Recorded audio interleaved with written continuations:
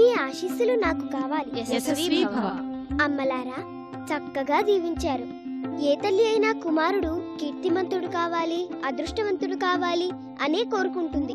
ఇందరి తల్లుల దీవెనలు పొందిన నేను భాగ్యశాలిని. నాటి నుంచి నేటికి 6 వత్సరాలు గడిచాయి. ఇకనైనా కుమారుణ్ణి రప్పించి నాకు ఆనందాన్ని కలిగించండి. నీ ఆహ్వానం మన్నిస్తాను. జగన్మాత పార్వతికి ధర్మపుత్రుణ్ణి, ఈ కృత్తికలకు పోష్యపుత్రుణ్ణి. వీరిని విడిచి రావడం బాధాకరమే, కాని తండ్రి ఆనతిని దాటడం నా తరమా? అమ్మలారా అనుజ్ఞ ఇవ్వండి. ఇన్నాళ్ళు మా కనుల పంటగా పెరిగిన నీవు ఇకపై నీ కన్నతల్లిని చేరి ఆవిడ కన్నుల పండుగ గావించు నాయనా. నాయనా, నీవెక్కడున్నా మా మనస్సు మా దీవెనలు సదా నీకుంటాయి. మా 6 ముద్దు బిడ్డడవైన నీవు షణ్మాతురుడిగా జగత్ప్రసిద్ధుడవు కాగలవు.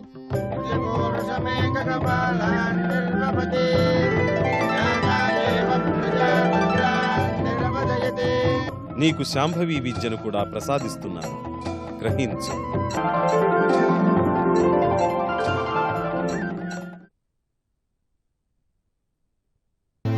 దీర్ఘాయుష్మాన్ భవ. గురువర, తమ దీవెనలకు తిరుగులేదు, తమ నీతికి ఎదురు లేదు. భవదాశీర్వచన ప్రభావంతో నన్ను ఎదుర్కొనే వారెవరూ లేరు.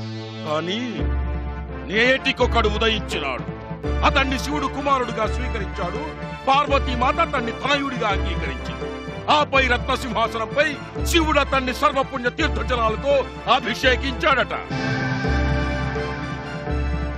అంతేకాదు, శివుడు అతనికి త్రిశూలాన్ని, పినాకాన్ని, పరశువును, శక్తిని, పాశుపతాన్ని, శాంభవి విద్యను ప్రసాదించాడు. నారాయణుడు వైజయంతి విజయహారాన్ని, బ్రహ్మాస్త్రాన్ని, ఇంద్రుడు గజేంద్రుణ్ణి, వరుణుడు శ్వేతఛత్రాన్ని, రత్నమాలికను సమర్పించారట. నభోమండలాధిపతి సూర్యుడు రథాన్ని, కవచాన్ని, చంద్రుడు అమృత కలశాన్ని, అగ్ని మహాశక్తిని, యముడు దండాన్ని, నైరుతి వాయువు అస్త్రాలను, కుబేరుడు గదను, అనేకులు దివ్యాస్త్రాలను ప్రసాదించారట. పార్వతీమాత చిరంజీవిత్వాన్ని అనుగ్రహించారట. గరుత్మంతుడు చిత్రబర్హణుడనే నెమలిని, అరుణుడు తామ్రచూడుడనే కుర్కురాన్ని బహూకరించారట. అది సాధారణ ధర్మం, విశేషమేమున్నదయ్యా? శేషాంశమే విశేషం గురువరా. అమరులందరూ పరమేశ్వరుని కుమారుని తారకాసుర సంహారానికై శాసించమని వేడుకున్నారట. పరమశివుడు అంగీకరించాడట. కానిమ్ము తారక, కానిమ్ము. శత్రు వ్యూహానికి ప్రతివ్యూహం పన్నడమే ప్రతిభావంతుల, సాహసవంతుల, ధైర్యవంతుల, వీరవరుల లక్షణం. శివకుమారుడే దండెత్తి వస్తే నీవు శివార్చన చేసి శివాక్షతులు రక్షగా ధరించి యుద్ధానికి బయలుదేరు. అదే నీ కర్తవ్యం, అదే నీకు రక్ష. హర హర మహాదేవ్. విజయోస్తు.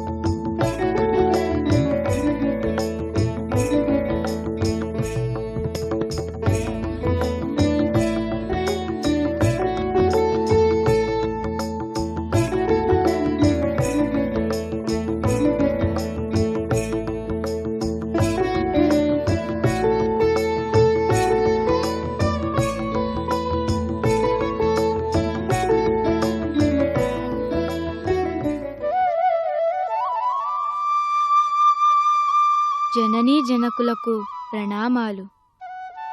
ఆయుష్మాన్ భవ. రాకుమారా.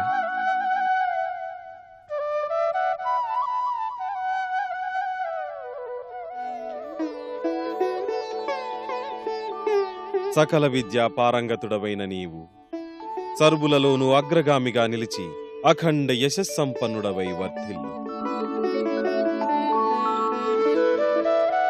కుమారా, సదాశివుల ఆశీర్వాద బల సంపన్నుడివైన నీవు సమస్త దేవతల చేత కీర్తింపబడగలవు. ఆది దంపతుల అనురాగ వాత్సల్యాలకు పాత్రుడినైన నా జన్మ చరితార్థమైంది. తమ తనయుడిగా జన్మించడం నా భాగ్యం.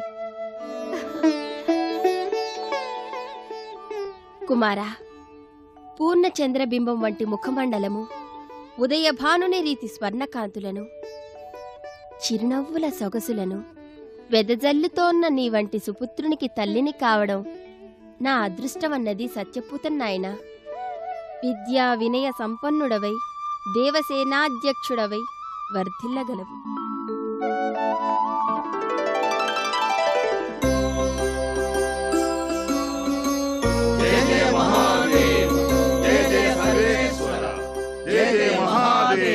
స్వాగతం మహేంద్ర.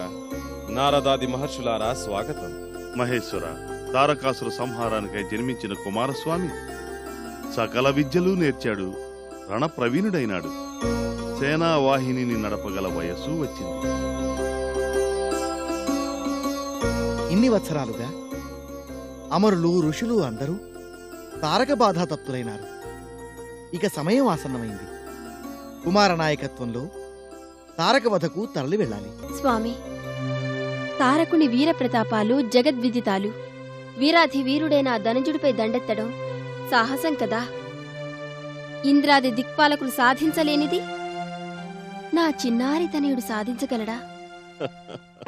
దేవి, బాలకుడు మన అంశతో జన్మించాడు. అతడి జననం తారకాసుర సంహారానికి. సంశయించవద్దు, సందేహించవద్దు. కుమారుడి వీర విక్రమాలు జగద్విదితాలు కావాలి. ఇతడు సాధారణ శక్తియుతుడు కాడు, అది మరవకు. జగన్మాత, జగద్రక్షణ నీ కర్తవ్యం. సకల లోకాలు తారకుని దుర్మార్గాన్ని భరించలేకపోతున్నాయి. అందరి విముక్తి శివకుమారుని సాహసం వలనే సాధ్యం. మహేంద్ర, దేవతా సార్వభౌమ, త్రిలోకాల బాధలు తొలగనున్నవంటే నాకు ఆనందమే. కాని నా కుమారుడు ముక్కుపచ్చలారని పసిబాలుడు. అట్టి బాలుణ్ణి అరివీర భయంకరుడైన తారకాసుడిపై యుద్ధానికి పంపటానికి నా మనసెందుకో సందేహిస్తున్నది. అమ్మా, ముక్కు పచ్చలారకపోయినా ముక్కంటి పుత్రుణ్ణి, ముక్కోటి దేవతల అండదండలున్నవాణ్ణి. సందేహం వలదు, సంశయం వలదు. ఆశీర్వదించి ఆహవరంగానికి పంపు. అసురుణ్ణి అంతమొందించి అఖండ విజయం సాధిస్తాను. ఆహా, రుద్రుడికి తగ్గ తనయుడిగా పలికావు. కుమార, నిన్ను విజయం తప్పక వరిస్తుంది. రుద్రపుత్రుడినైన నేను ఆది దంపతుల ఆశీర్వాద బలంతో, సమస్త దేవతలు నాకొసగిన ఆయుధ సంపత్తితో ప్రళయకాల రుద్రుడిలా విజృంభించి కన్నవారికి, కలలు కన్నవారికి కనుల పండుగ కావిస్తానని జననీ జనకుల పాదపద్మములపై ప్రమాణం చేస్తున్నాను. అనిలో సాత్రవుడెంతటి పరాక్రమవంతుడైనా, మరెంతటి తపోబల సంపన్నుడైనా లెక్క సేయక ఎదురు నిలిచి విజయుడనై కుమార పరాక్రమం ఏ పాటిదో జగద్విదితం కావిస్తాను. పరమేశ్వరాజ్ఞ పాలిస్తాను. విజయోస్తు. విజయుడవై తిరిగి వచ్చి కనుల పండుగ చేయాలి కుమారా. ఆజ్ఞానువర్తిని. జయ జయ కుమార, జయ జయ. జయ జయ కుమార, జయ జయ. జయ జయ మహాదేవ, జయ జయ. జయ జయ మహాదేవ, జయ జయ. జయ జయ పార్వతీ తనయ, జయ జయ. జయ జయ పార్వతీ తనయ, జయ జయ. జయ జయ కుమార, జయ జయ. జయ జయ కుమార, జయ జయ. జయ జయ మహాదేవ, జయ జయ జయ మహాదేవ, జయ జయ.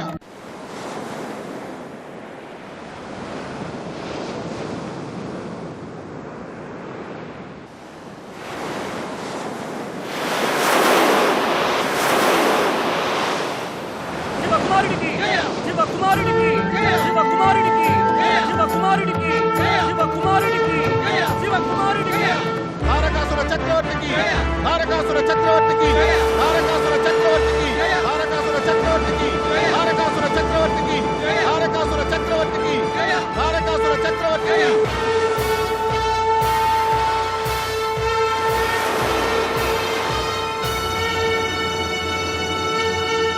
తారకాసుర చక్రవర్తికి, తారకాసుర చక్రవర్తికి, తారకాసుర చక్రవర్తికి తారకాసుర చక్రవర్తికి తారకాసుర చక్రవర్తికి శివకుమారుడికి శివకుమారుడికి శివకుమారుడికి తారకాసుర చక్రవర్తికి తారకాసుర చక్రవర్తికి శివకుమారుడికి శివకుమారుడికి శివకుమారుడికి శివకుమారుడికి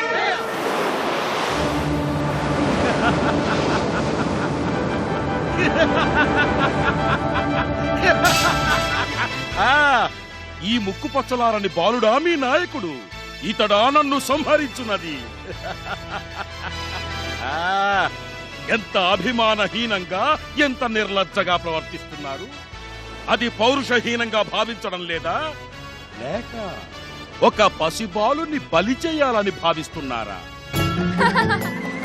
తారక, పోరుమాని బొబ్బరింతలకు దిగావా? ఆయుధాన్ని విడిచి నాలుకకు పని కల్పిస్తున్నావా?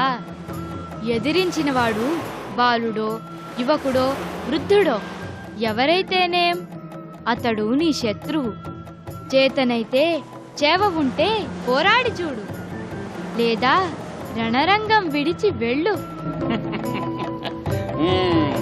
అయినా పారిపోయి ముల్లోకాల్లో ఎక్కడ దాగున్నా వెతికి వెతికి చంపుతాను సుమా. భళా బాలక భళా, పిపీలకంలా ఉన్న పిడుగులా గర్జించావు. నీ ధాటి ఏమో కాని వాగ్ధాటి మహా గొప్పగా ఉన్నది. అయినా నన్ను జయించడం అసాధ్యం, కాని వచ్చిన దారినే వెళ్లి నీ తల్లిదండ్రులకు ఆనందం కలిగించు. ఓ భయపడో బలహీనపడో ఇలా ప్రేలడం సహజం. తారక, ఎన్నో వత్సరాలుగా దేవతలను వేధించావు. నేటికి నీకు ఆయువు మూడింది. మాది బ్రహ్మాయువు, మాకు ఆయువు తీరదు, చేటు మూడదు. నిరాధారమైన ఆశలతో మది నింపుకోక వెనుదిరిగి వెళ్ళిపో. పుట్టడమే చిచ్చర పిడుగులా పుట్టాను. నా ఘాతం విద్యుదాఘాతం, నా ముష్టి అసనిపాతం. ఆత్మశ్లాఘమానరా అర్భక, నీవెంత, నీ బలమెంత, నీ బలగమెంత. ఆయుధం వీడి అడుగు వెనకకు వేసి మడమ తిప్పి ఆహవరంగాన్ని వదిలివెళ్ళు. వెన్ను చూపటం, వెనుకంజ వేయటం వీరలక్షణం కాదు, అది పిరికి పందకు సహజం. తారక, మాటలు చాలించి నారి సారించు. విన్నవని పరమేశ్వరుడు పుత్రుడువని హితోపదేశం చేశారు.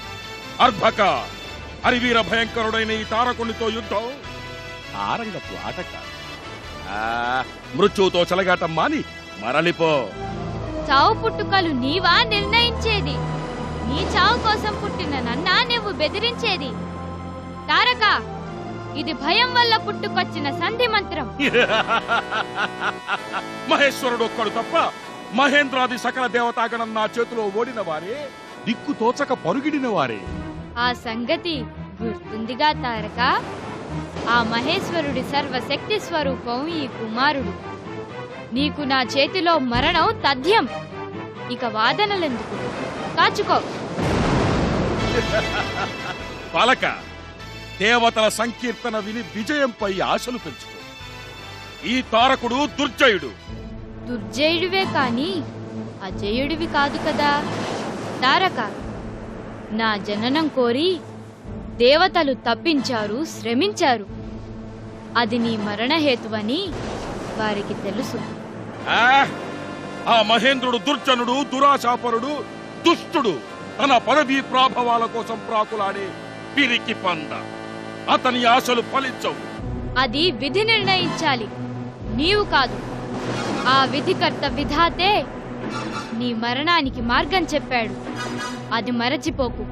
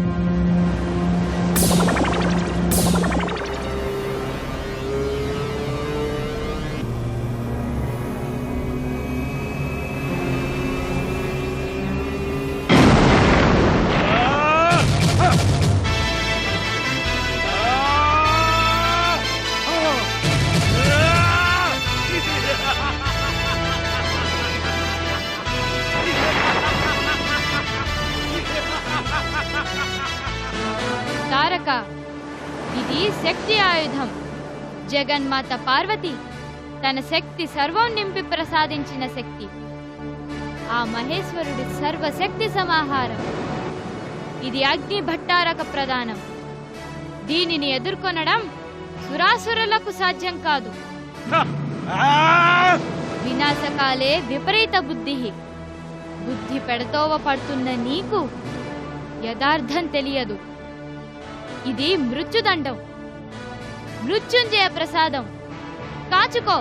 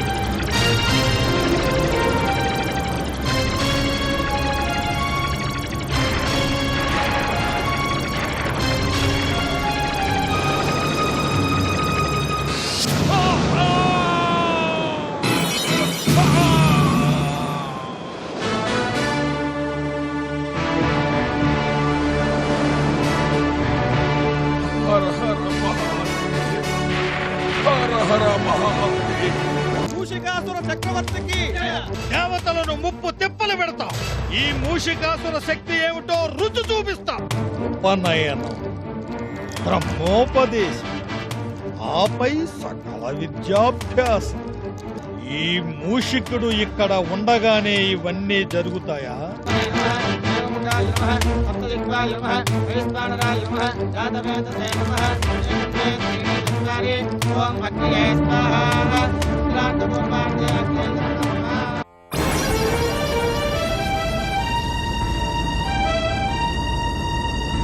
ఇందరి మహనీయుల సన్నిధిలో, సాక్షాత్తు పరమేశ్వరుని సాన్నిధ్యంలో పరమ పవిత్రమైన యజ్ఞోపవేతం చిన్నాభిన్నం కావడమా? విఘ్ననాయకుడైన వినాయకుని ఉపనయనానికి భంగం కలగడమా? ఈ విఘ్నం ఎవరి పాలిట భాగ్యం కానున్నదో? నేను గజాననుడి యజ్ఞోపవీతంగా అందగించే అవకాశాన్ని, అదృష్టాన్ని ప్రసాదించు తండ్రి.